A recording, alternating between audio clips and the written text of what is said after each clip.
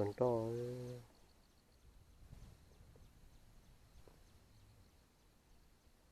sai với tên liệt tên nữa phá thật tà đây nữa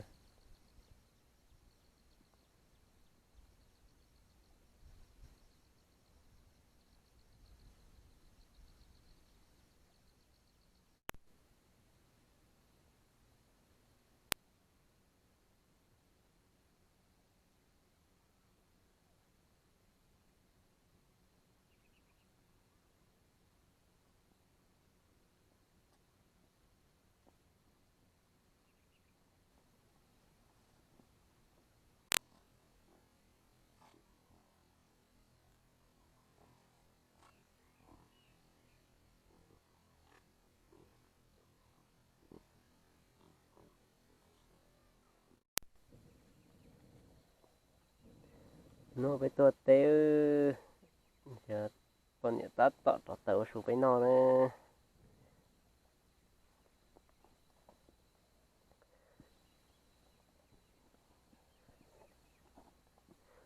bó cười tôi chuẩn to này nó rong á đàn nó cứ lâu xuống với nó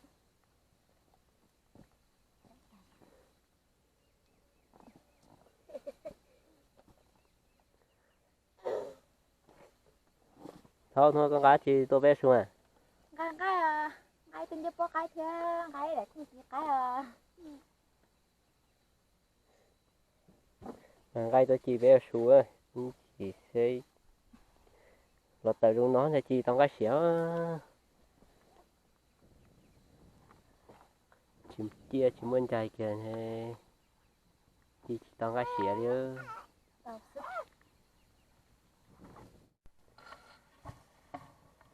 nó nữa đã tọt thành cây với non là nữa ô để có lo lo cái chúng nó lại xíu mất tiền lại mất hoàng anh chị lại bảo mình đi một to mất lại là họ cua trời tụi bắt tha là họ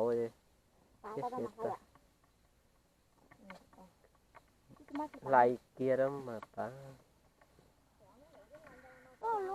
luôn xả đi tua nó tua bé tao nó chết tua con nào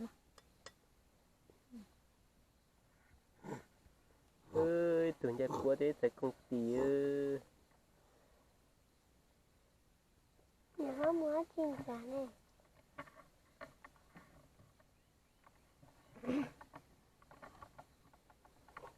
thì cá là tài nữa nhiều mót lại nó có thi xía thì nó tao nè nó mà tôi mất trong chế trong quật to ít tá su nó mà nhé cá xứ xứ gì nữa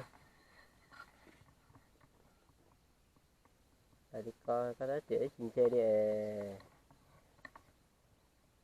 đây rồi gì phải ước cho cái ốp không được rồi cái ốp không đã cái chế mình chế tăng một to chỉ nó tận chi cái nó nữa một trọn thì xưa cá thật tàn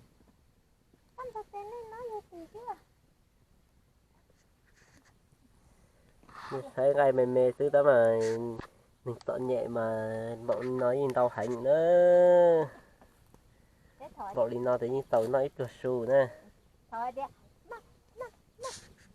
có thôi đi cho nên mình nấu phần cho bé thôi cổ xong còn biết nó thế mà cổ xong còn biết nó thế mà tổ nó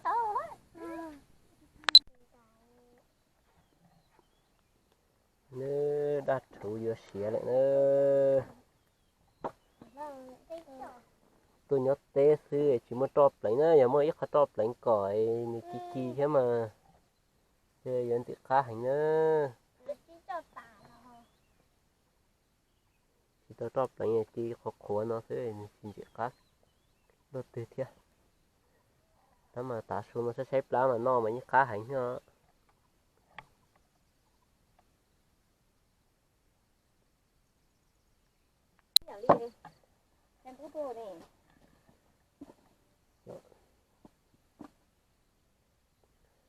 tắt tọt hàng gai bên nó nữa chỉ cá tạt tài đặt thủ xưa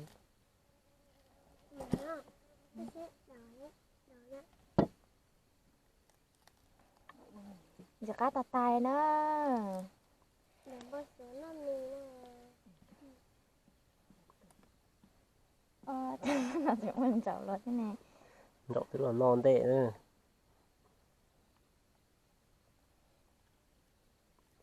Còn nó mà chỉ thống nữa, lại thôi.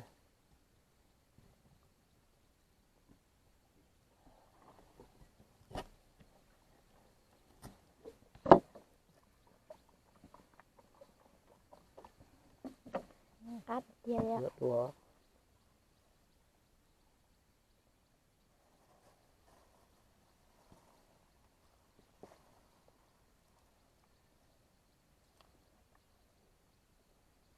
đây là một cái chuyện hơi không có cái gì Thành đại ở đây kìa này.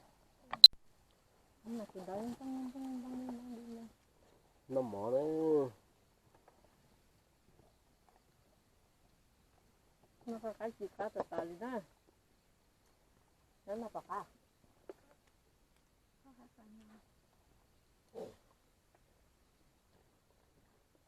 Nhưng mà tao mà hay á. Cái này cái kia cá thì cá bỏ đấy ấy. Nó sẽ có một mỏ. Phải chụp cái gì bây giờ? Phải chụp cái gì nó bỏ thêm thằng cầu vậy á. có hai đứa chơi tôi xin thấy là có một cuộc chơi thì mới lại sao phải nhau mà tôi thấy họ nhớ không chi cột vậy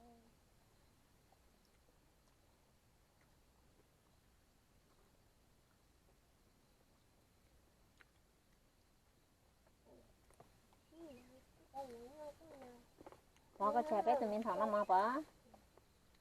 Hả?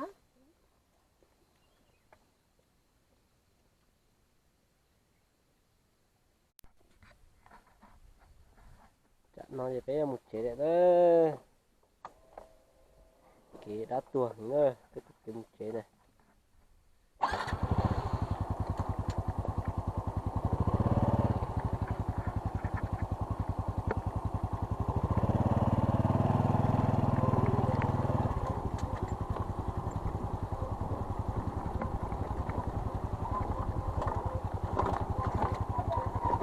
Có xe ngư.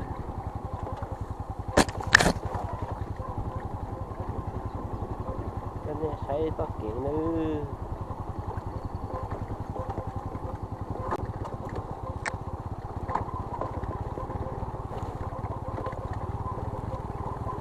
Phát đi phát nữa.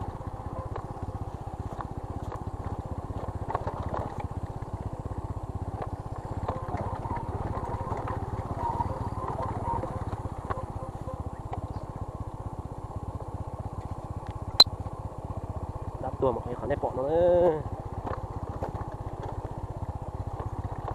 Ôi chú phát được kia.